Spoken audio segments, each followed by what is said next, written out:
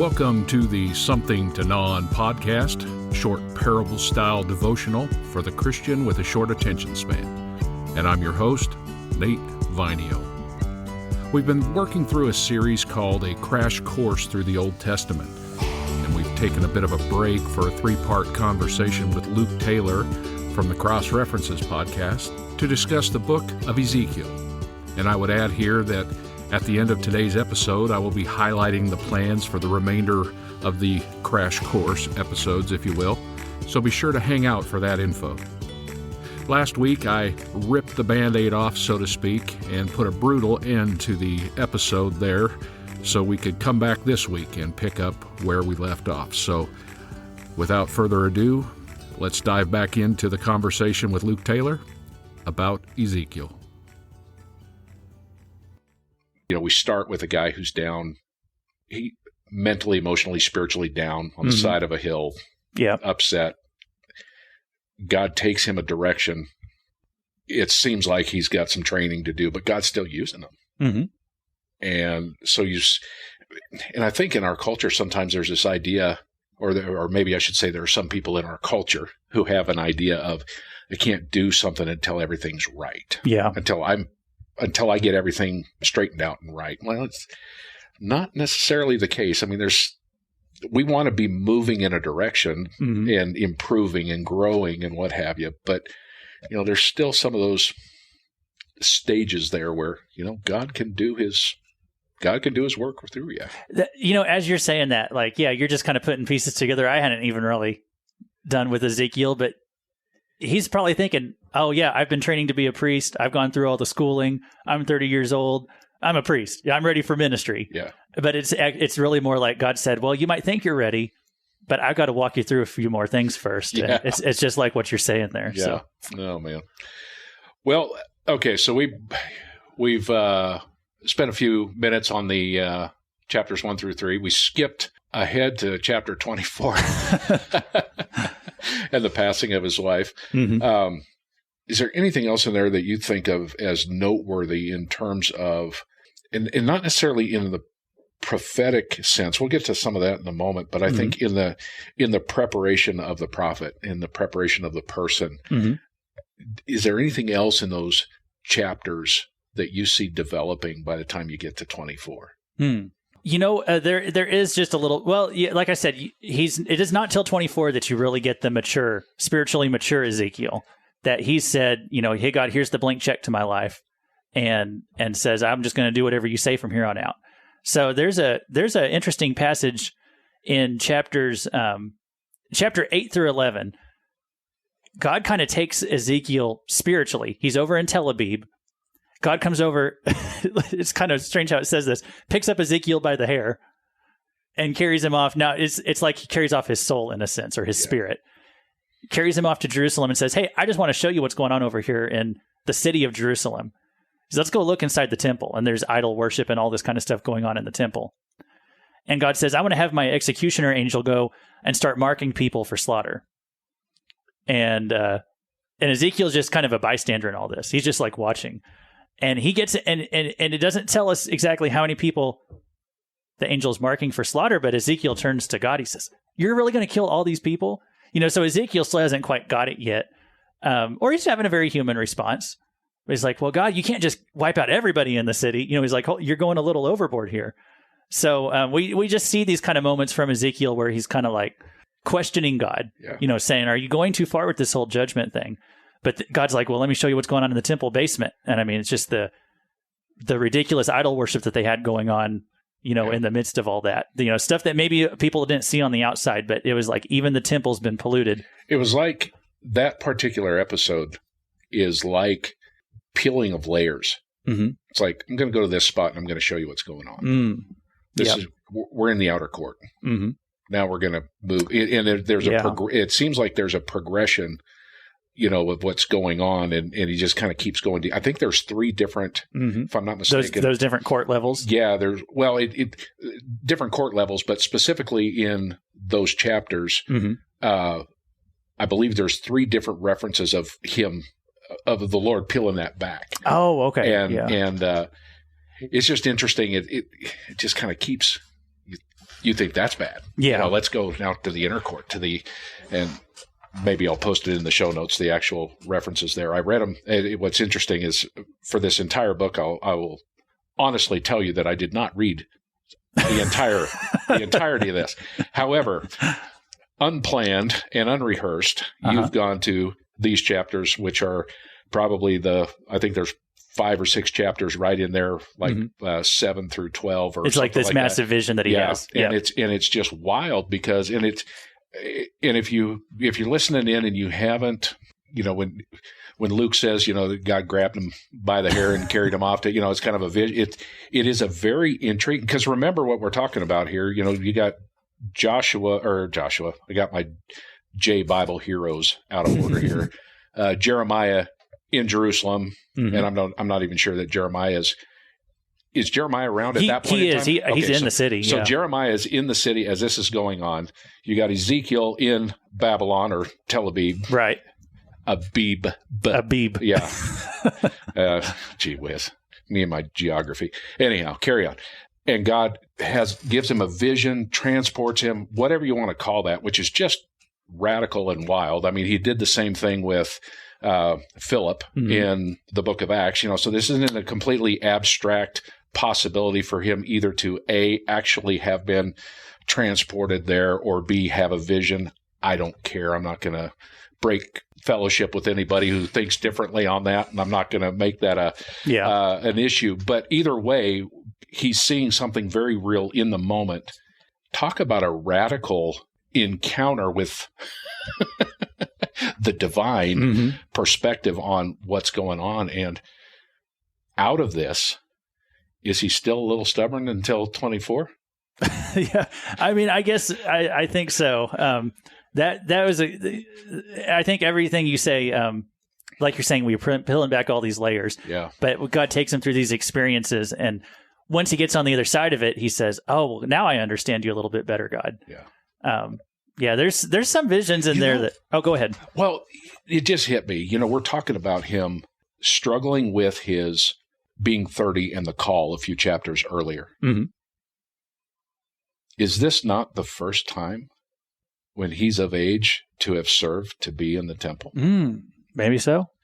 Yeah. Well, that's a weird.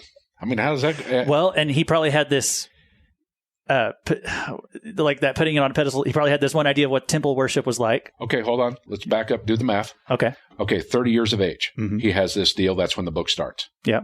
If my memory of our conversation is correct, that point in time was 19 to 20 years after he had left, or after the initial ransacking. Oh, he was probably taken away. No, it would have been not that many years, just a few years. Just a few years prior to that.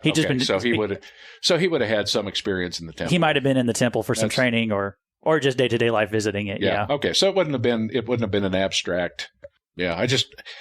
There are those moments in life where you see something and then God peels something back and you see the reality of what's going on. Right. And I wonder if there's a little bit of that going on in this. Well, there is, because he's probably thinking, the temple's where we go to worship God. Yeah.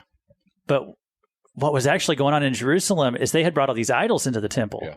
It said they had women out there weeping for Tammuz. That was a false deity. And they were actually using God's holy temple, and they were using it to worship gods of frogs and all kinds of, crawling creatures. Imagine if you think the greatest church in America, whatever that could be for, you who are listening. And you're like, I would, if I could, I love watching this preacher on TV. If I could go to that church, I'd love to go visit. And then you show up there and you see some kind of like pagan worship going on. Think of how that would rock your world. that would in a bad way. But that would totally be, that would totally knock your socks off. You wouldn't even know how to interpret that. And that's kind of what Ezekiel's going through with the vision of the temple. He's like, God, why would you destroy your temple? Well, let me show you what's going on inside my temple and how they profaned it. Yeah. And so that's probably the mindset he had. Yeah, I'd imagine to some extent it solidifies his ministry. Okay, God's got me doing something here. I mean, I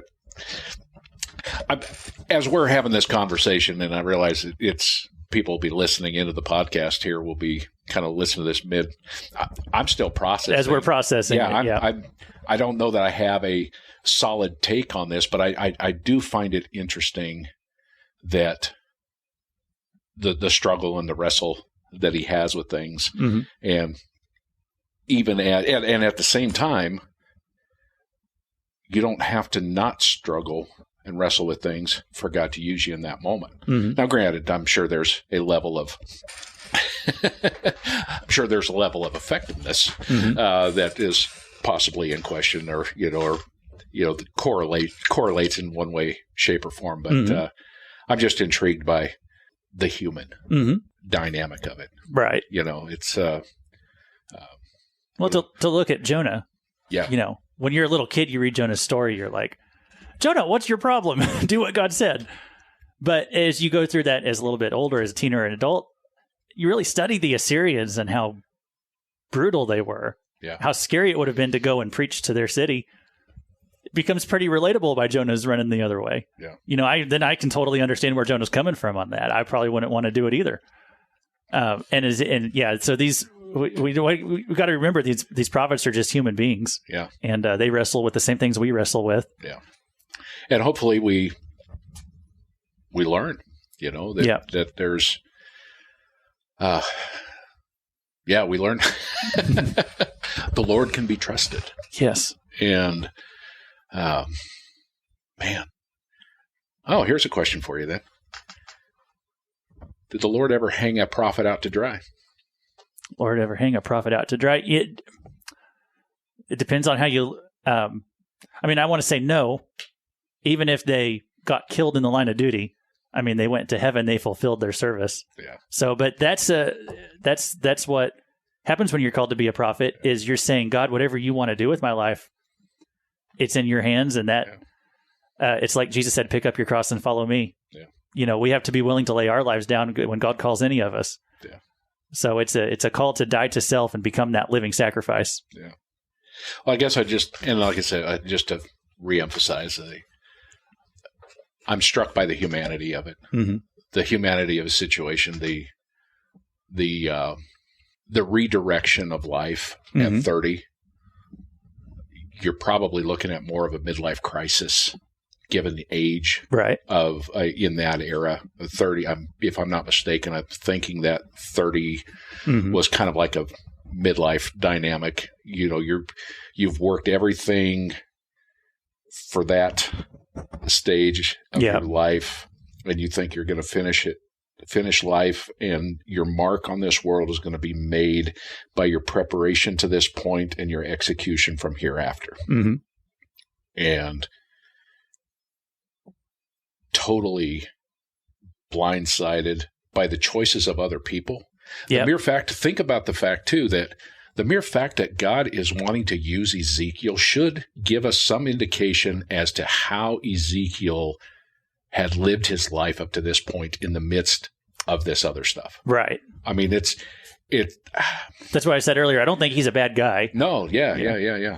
So there's a word I'm looking for, and it's this, I'm missing it, but there's this misdirection that happens there where, I thought I was going this way, and then all of a sudden the Lord takes me on this left turn, and there's a confusion element. But the Lord's leading them, and it's a beautiful thing. And I guess I'm just kind of hung up on that human dynamic of this whole story. As I read through this and I hear you talk about that. So, well, that's another thing that makes him so relatable is there's people listening right now. And I think from the stories you've told, you've been through some stuff in life. You've been through some hard times, and you probably came to points where you wondered, can God ever use me again? Has God given up on me? Am I ever going to fulfill, maybe I thought God wanted me to do this, and now I can't do that. And you think, well, was all that time before, was all that preparation wasted? And Ezekiel's story shows that God might have a plan for you that's different from what you thought it was going to be. But all that stuff you went through in the past, that wasn't for a waste. That was just, I'm using that for a different purpose. Yeah. Well, there's some things in life that there's not a bachelor's degree for. Mm-hmm. There's not a master's or doctorate. Yep. There's I once heard a pastor up in Montana say, he said, my wife and I, how did he put this? My wife and I have been married, I think it was something to the effect of, my wife and I have been married for 50 years, and we've been through the school of hard knocks, and our colors were black and blue. You know, there are just some things you don't learn in a textbook, you don't learn in a classroom, and you learn by what you watch God walking Ezekiel through in this particular case, you know, and or walking him through or walking him out of, however you want to form your grammar around that. Yeah, right. Up there, but got to go through it. Yeah. There's the experiences. So yeah. Well, let's shift gears slightly here and look at. So again, just quickly reiterate. You know, when we kind of look at these books, we're looking at, okay, who's the author? What do we know about the author? Who are the other players in the game? You know, who are the other? We've got Jeremiah, who's prophesying at the same time. Have you seen now another one who is during that same time frame? Is there any correlation or overlap with Daniel, just pragmatically speaking, that you see in both texts? Yeah, well, there is a call out. There's a shout out to Daniel in Ezekiel. Let me find it here. Because it's okay. So when you're talking about a shout out or a call out, you're talking about Ezekiel making a reference to Daniel's ministry. And at the same time, while you're flipping pages there, I've mentioned too, when you go to the book of Daniel, Daniel has a reference or a shout out, if you will, at the end. I think it's Daniel 9, 10, 11 there, where he references the writings of Jeremiah. That's right. That kind of comes full circle there. So these guys were operating at the same time in different, different geographical locations, but they were well aware of each other. They actually were. Yeah. Yeah. So go ahead. I was just going to say, so yeah, there was the 3 invasions from Babylon, like I was mentioning at the beginning. Daniel was taken in that first one. Now his book comes after Ezekiel, but he was taken in the first one. That's where his story starts. So he's taken in that first. Nebuchadnezzar sees these Jewish worshipers. He's like, those people are kind of interesting. Let's take some of them back home. So just a small handful of some of the royal family, and Daniel was one of them. So he's taken away. Then that second invasion, they take away 10,000, and that's where Ezekiel was part of that group. But Daniel was over in Babylon. As you read his story, he's in the actual city of Babylon, the capital, and he's making a name for himself. You know, he gets put in charge, high in command of the entire government over there right alongside Nebuchadnezzar because he was such an exceptional young man. So it is kind of interesting in Ezekiel 13, there's a verse where it says, where God's talking about Jerusalem. He says, even if these 3 men, Noah, Daniel, and Job, were in it, they would only rescue themselves by their righteousness. And so he's saying, I wouldn't, if they were in the city, I would save them, but I wouldn't save anyone else. So he's talking about how bad they were. But Daniel gets a shout out there right alongside Noah and Job just because of how he'd proven himself. So. Yeah. Oh, my. Interesting. Yep. Interesting. So we talked about Isaiah being, having a lot of messianic prophecies. And in the overview episode that I did, there was a quote from Chuck Swindoll that I had that, and I'm going to butcher it because I don't have it in front of me. The guy I love. Do you ever listen to Chuck Swindoll? Yeah. Well, we have him on KNEO radio, so yeah, he's been a staple of our morning lineup for years. Yeah, I love listening to him, and the fact that he's a Marine. On top of that, I didn't realize that. But he wasn't a lifer or anything like that. But he served a few years. Anyhow, long story short, that type of stuff intrigues. Well, me. Sure. If you've listened to any of the episodes, you would understand. Anyhow, but he makes this comment about the fact that, and I want to come back to the theme of Ezekiel here in a moment. And that's kind of where I'm getting off track here. But in the book of Isaiah, he says the theme is redemption, salvation. But you read through the first 39 chapters, and the first 39 chapters read doom, destruction, judgment. Yep. And so how do you balance, so much doom and destruction. And he says, the quote pretty much is simply this. So I'm just going to go ahead and read it off of his site here. Quote, having read the book, one might wonder about the strong presence of judgment that runs through the first 39 chapters when the theme is salvation. Mm-hmm. How can the two coexist? The presence of judgment indicates its necessity for salvation to occur. Before we can have salvation, you must have a need for it. End quote. And so as I read through Isaiah and what have you, there's that dynamic of the theme of having that theme of salvation, but then you've got to muddle through the fact that there's so much judgment in there. And so I guess moving back to Isaiah or Ezekiel here, one kind of a two-part question, and I'll kind of throw it out there at you, but one, what's the overall theme? And two, does it have that same tension, which I think it does, but elaborate on it. Yeah.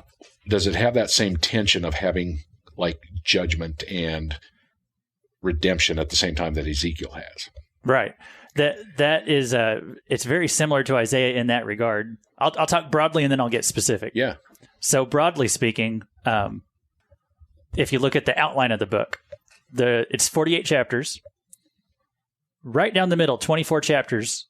I told you that's the big turning point of the book. That's when Jerusalem falls. Up until that point, it's all judgment, doom, and gloom, chapter after chapter. You're not a lot of sunlight, just all the reasons God's going to destroy the city. And then you get into, starting at chapter 25, it goes on for 8 chapters. Judgment, doom, and gloom on all these Gentile nations. And it goes through a whole list of them. And you get to chapter 33, and that's when the book kind of does that Isaiah thing. And it turns, okay, here's some messages of hope for the future. Here's some messages of restoration. But that's only the last third of the book. So the first 2/3 of the book, it can get it feels a little repetitive at times, or just feels like, man, there's not a lot of hope all through here. Yeah. Now there is a little bit. If I can zoom in on something, the darkest parts of the book, which is like that big vision that I mentioned from chapters 8 through 11. Yeah.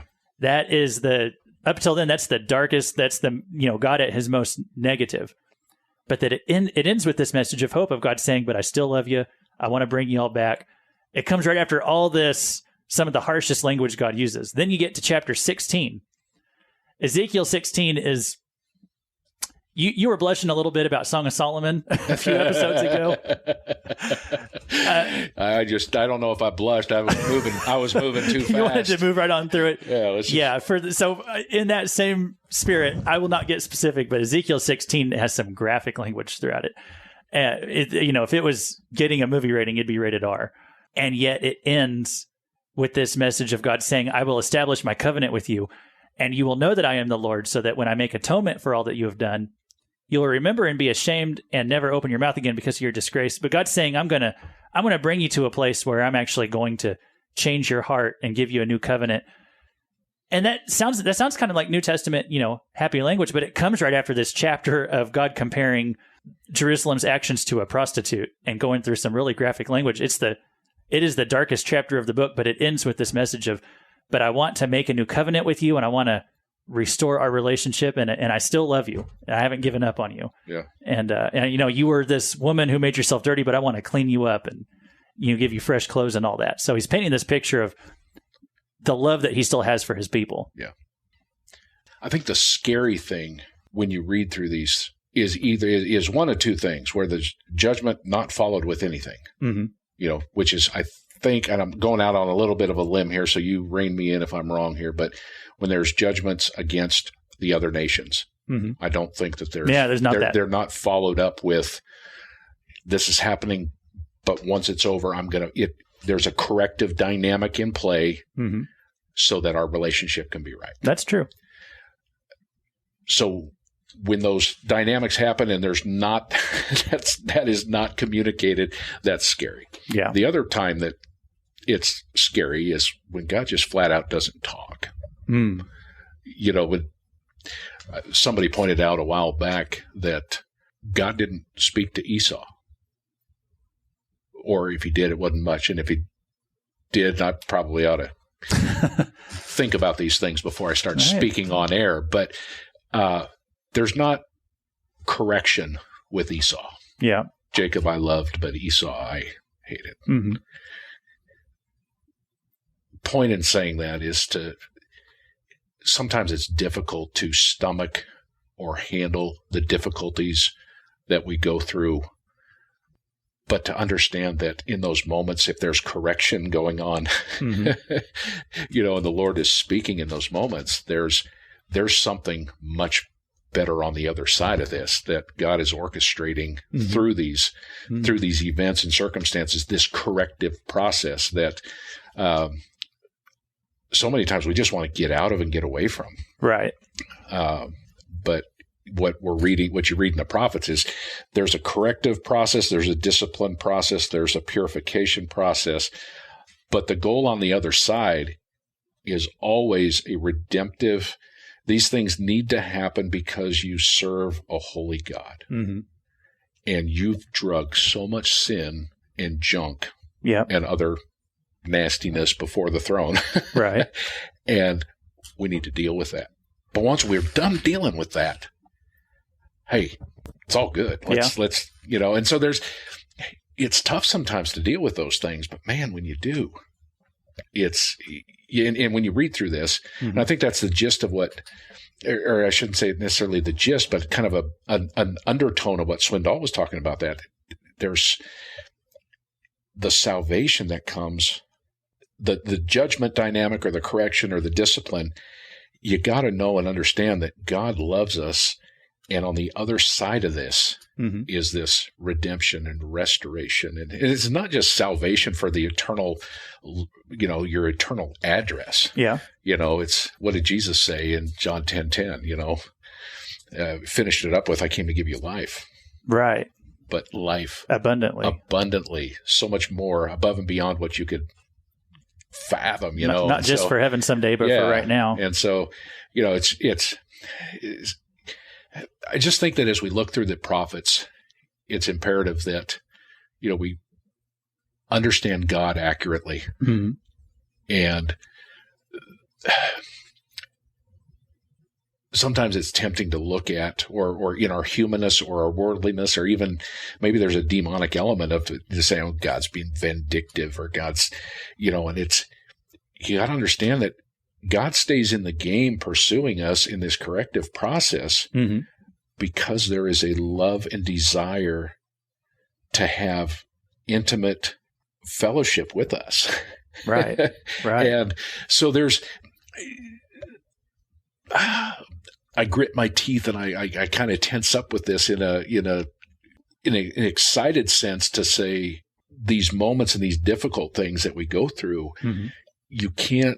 You got to be careful and cautious to not get caught up in that being the totality of what's going on in life. Right. There's a bigger picture. There's something beyond. We get tunnel vision. Yeah. Yeah. And well, shoot, we get an attitude like Ezekiel at the beginning of the book, mm-hmm. where, we're on the side of this happened and this happened. God forgot about me, right. And I should have been doing this and I should be in the temple, representing the people before the Lord. And I, and we always think we have such good ideas for how our lives should go. Yeah. I've been telling the Lord about mine, and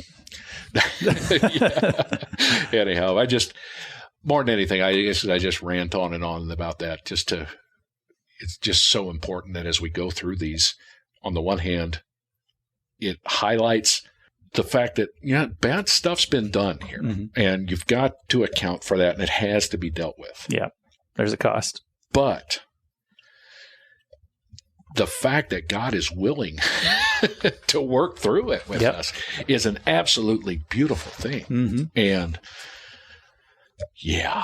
Yeah. I was thinking that verse as you were speaking. The Lord disciplines the one he loves and punishes every son he receives. And that discipline, that is a sign that God actually cares about how we're going to turn out. Yeah. Same reason that you discipline your kids, I discipline mine. It's because we care. Yeah. It's because we're trying to chip away at those things that are going to be bad for them 10 or 20 years from now. Yeah. And get them on the right path. And God's got to do that with me. And Yeah. And he's got to do that with Ezekiel. Oh, my. So, okay, so just backtrack and rehash in here. We kind of cover the author, who he is, who's Ezekiel. We cover some of the contemporaries. We touched on a little bit of Daniel, a little bit of Jeremiah, a little bit of Isaiah as a predecessor. Mm-hmm. Talked a little bit about the kings. When you go through these books, as I'm going through this crash course through the Old Testament, those are the things when you go to any book, those are some of the basic things that you want to look at. Mm-hmm. We talked a little bit about the apocalyptic dynamic of this. Really haven't got much into that, but I want to throw you a curveball here. You ready for a curveball? Okay. So for those of you who cannot see, which is going to be everybody because we don't do this on video here. We're sitting in a little studio. Luke has his Bible open, and I'm sitting back like I'm in a lounge chair shooting questions at him. But no, literally, he's got his Bible laid out here. Close your Bible for a minute. Close my Bible? Yep. Okay. So you have been in Ezekiel as far as a podcast for 46 episodes, 49? I'm working on my 49. Yeah, 48 have come out. 48 have come out. Okay. Yeah. So when the dust settles on this is that what I call a gun to your head question. Okay. You know what I mean? Yeah, it's like, when I get through it. Yeah. When the dust settles on this, what is your impression of God? What's my impression of God? Based on Ezekiel. Yeah. Based on the book. And guys, that is where we are going to rip the Band-Aid off this time and press pause for another week. We will wrap up this conversation with Luke next week, and then we'll be diving back into Isaiah. Now, when I hit the book of Isaiah in this crash course, I began to think that maybe it's time we take the speed of this crash course down a little bit. And for all intents and purposes, the crash course will either be paused for a period of time or it'll come to a complete end, and the other books of the prophets will just get absorbed into a deeper dive into Isaiah. There's way too much in this book to run through it. You don't even walk through it. You might say you crawl through it, but you really mine your way through it. And you dig up some beautiful and precious scriptural treasures along the way. So that's just a heads up for the weeks to come. I'm looking forward to it, and I hope you are too. Until next week, God bless.